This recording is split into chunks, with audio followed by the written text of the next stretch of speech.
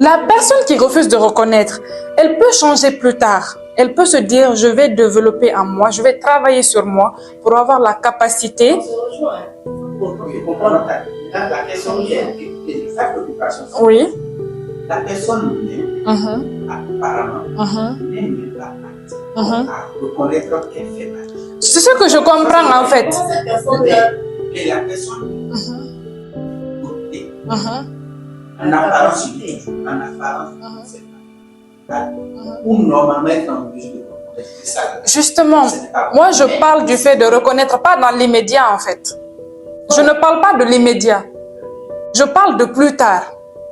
C'est dans ce cadre que je dis que l'exemple, il est pas OK en fait. Moi, je parle Oui, parlons de l'immédiat. Moi, je parle dans l'immédiat. Assez censée n'est pas en mesure de comprendre la réalité. Tu le prends pour, tu prends son caractère de fou. Tu ignores et tu évolues. À quoi ça sert de s'arrêter là, de discuter que cette personne. On ne te demande pas de t'arrêter.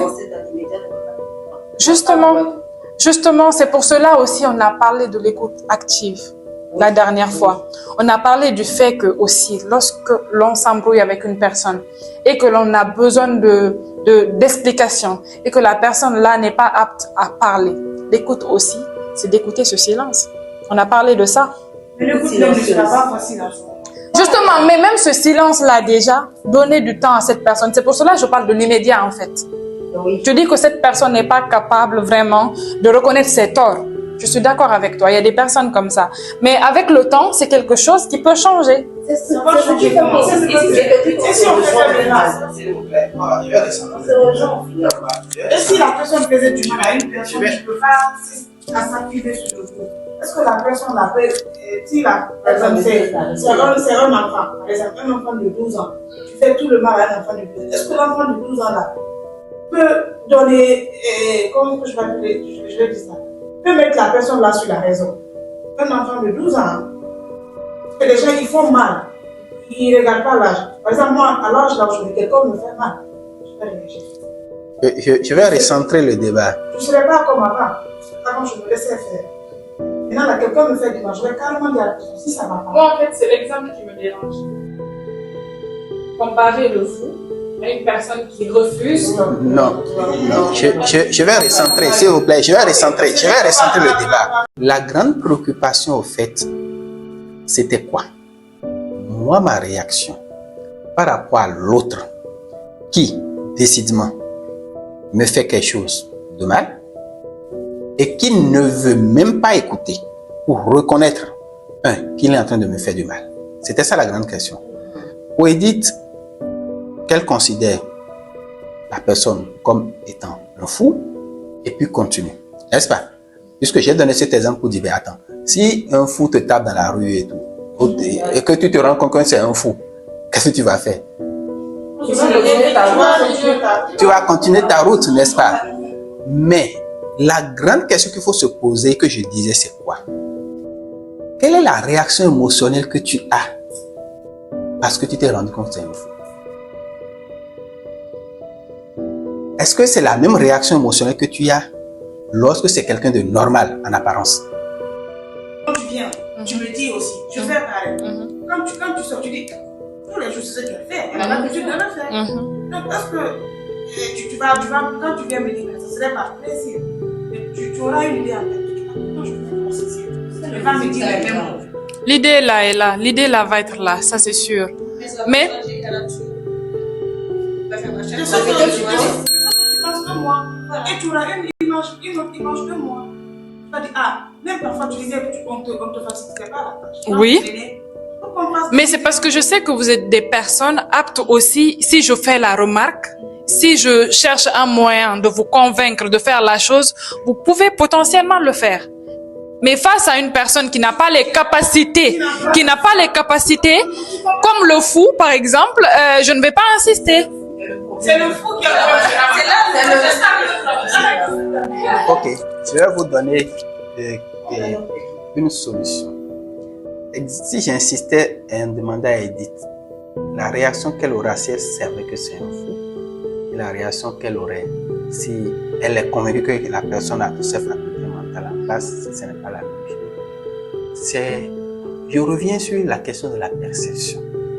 Le fait déjà qu'elle sait que la personne a toutes ses facultés mentales en place, un peu comme l'a dit Cissé, et ça crée déjà une certaine pensée, une certaine stéréotype, une image déjà qu'on a de la personne. On se dit, c'est comme ça, elle est.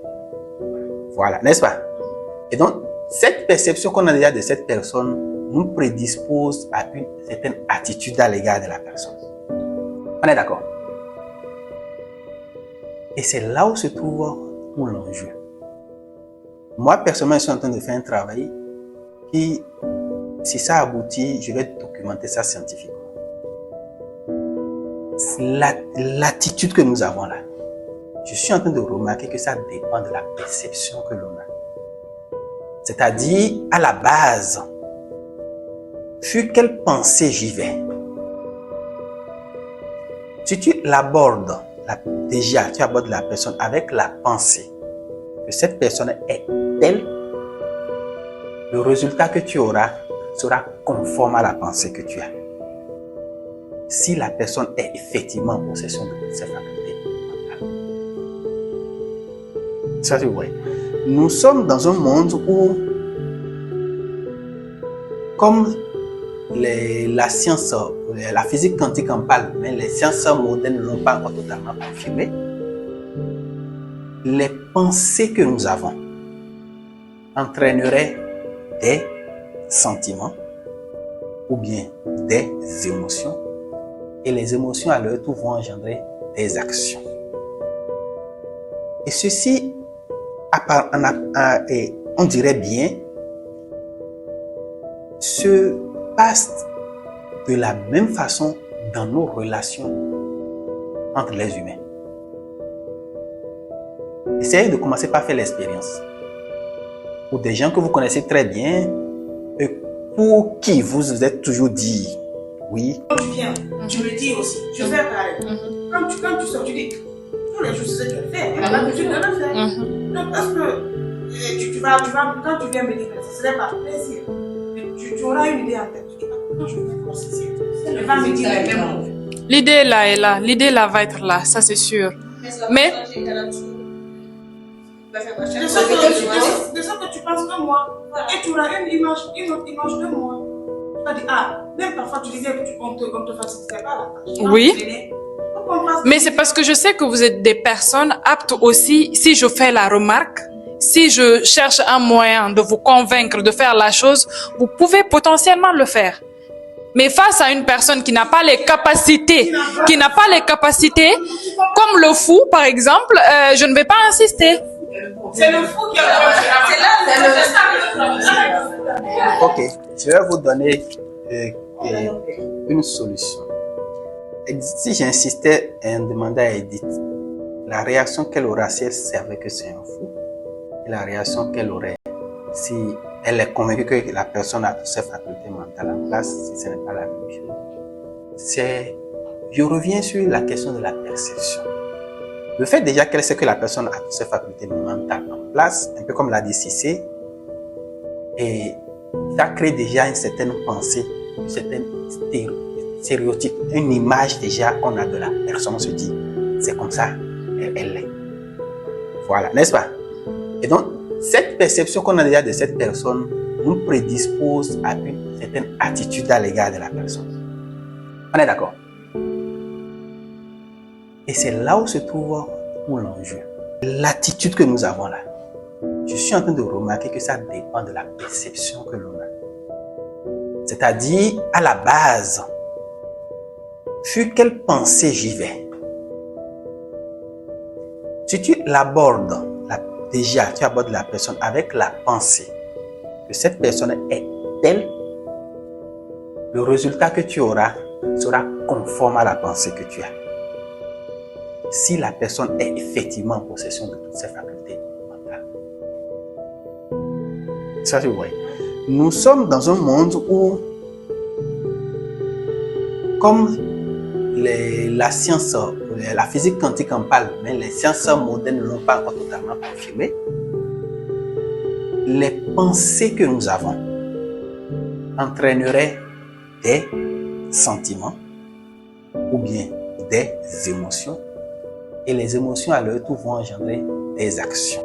Et ceci, on dirait bien, se passe de la même façon dans nos relations entre les humains. Essayez de commencer par faire l'expérience. Pour des gens que vous connaissez très bien et pour qui vous vous êtes toujours dit, oui, voilà, il est comme ça. Mais au lieu de partir vers la personne avec cette croyance où on dit, il est comme ça, préparez en vous une nouvelle croyance qui est tout à fait autre chose par rapport à la croyance habituelle de tout le monde. Que vous-même vous avez adopté, telle personne-là, c'est comme ça elle est. Préparez autre croyance dans votre tête et nourrissez d'autres pensées totalement différentes et allez vers la personne pour voir si le résultat ne sera pas différent. En fait, ça arrive. Vous avez déjà fait l'expérience une fois? Oui, ça arrive. Moi, je ne peux pas tenir en vie quand j'ai les rendez-vous. Quand je dois aller voir ton conseiller, je dois aller voir quelqu'un. Il dit, quand tu viens voir le monsieur, c'est comme ça, il est. Il ne reçoit pas. Donc moi, je me dis, comme c'est dans le boulot que je vais, je dis peut-être je pourrais me faire comprendre. Mais quand je suis dans le bureau de la personne là est free avec moi. Ce que je vais lui demander, s'il ne peut pas le faire, il dit, je ne peux pas, mais je vais t'envoyer vers chez d'autres personnes. C'est comme ça. Parfois, ça arrive, mais parfois aussi, ils peuvent dire à telle personne comme ça. Quand tu pars, tu vois la réaction de la personne. C'est exactement comme ça. C'est pas dans tous les sens, quoi. Ça dépend. Ça dépend. Parce que parfois, par exemple, moi, tu peux venir, je ne suis pas d'humeur. Je te parle méchamment. Pourtant, quand quelqu'un te dit, pourtant, non, elle n'est pas comme ça. Ça dépend de l'humeur dont tu trouves quelqu'un parfois. Comme je l'ai toujours dit, nous les humains, dans ce monde-là, nous faisons plus la promotion du mal. Les gens ont plus l'habitude de faire répandre les réputations négatives. Ce monsieur-là, il est méchant. Cette dame-là, elle est ceci. C'est ce qui est négatif que vous allez voir qu'on répand plus sur les gens, ce qui est positif. Et pourtant, nous avons tous les deux. Vous ne verrez aucun humain qui a 100% bon, ou bien 100% mauvais. Mais nous, qu'est-ce que nous avons l'habitude de faire le plus, la plupart du temps? Nous voyons plus le mauvais que le bien. Et comme on se l'est promis à AGPDP, Agent de promotion et développement positif, nous allons apprendre désormais à développer dans nos interactions beaucoup plus le côté positif. Et si chacun de nous peut faire l'exercice et revenir pour nous dire, dans nos relations, en fin de compte, apparemment ça marche. Et qu'on le répète, vous allez voir que ça, scientifiquement, on peut prouver qu'il y a beaucoup de choses qui dépendent de nous. Quand tu te trouves, tu as des trucs négatifs dans la tête. En fait, c'est une chose que beaucoup de personnes ne comprennent pas. Pardon. La force de la pensée, elle est là. On pense positif, les choses vont se passer de manière positive. Le contraire aussi, c'est la même chose. Par exemple, dans mon entourage, il y a beaucoup de personnes qui ne comprennent pas une chose. Moi, je suis une personne, j'ai essayé vraiment de faire grandir ça en moi. Et finalement, c'est là. C'est le fait que tant qu'une chose, je peux ne pas alimenter la négativité. Il peut se passer une chose, un problème par exemple. Je ne perçois pas les choses de la même manière que beaucoup de personnes. Dans la mesure où tu peux me faire quelque chose. Mais je sais qu'à un moment, c'est moi qui peux décider d'alimenter cette colère en moi.